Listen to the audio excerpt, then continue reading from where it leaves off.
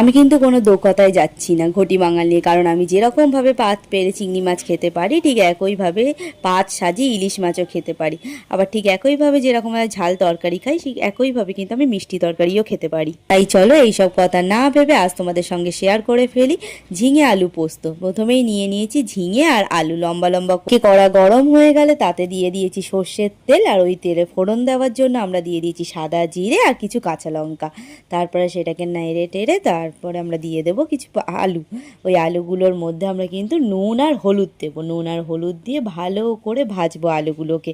যতক্ষণ না আলুগুলো লাল লাল হচ্ছে ততক্ষণ আমরা কিন্তু ভালো করে ভেজে নিতে। তারপরে আমরা দিয়ে দেবো ওই ঝিঙেগুলোকে ভালোভাবে মিশিয়ে নিতে হবে। ভালো করে মিশিয়ে নেওয়ার পরে যতক্ষণ না জল ছাড়বে সেগুলো কিন্তু নাড়াতেই হবে। আর একদিকে আমরা গুলে নিয়েছি পোস্ত, যেটা কিনা আমাদের মেন ইনগ্রিডিয়েন্টস। আর পোস্তর মধ্যে একটুখানি সামান্য জল মিশিয়েও নিয়েছি যাতে আর কষানোর সময় জল না দিতে লাগে। তারপর ভালো করে কষাতে হবে যাতে পোস্তর কাঁচা ভাবটা কেটে যায়। কষা ভাব থেকে তেল ছাড়লে তারপরে আমরা তাতে দিয়ে দেবো জল। সামান্য পরিমাণ জল দেবো, বেশি ঝোল ঝোল করবো না, মাখা মাখা করবো। ফুটে গেলে চিনি দিয়ে একটু ফুটিয়ে আমরা নাবিয়ে পরিবেশন করব। নিরামিষ দিনে হাজার রকমের ভাজাভুজি না করে এটা দিয়ে গরম ভাতে খেয়ে দেখবেন দুপুরবেলা মন ও পেট দুটোই ঠান্ডা থাকবে। Bye bye.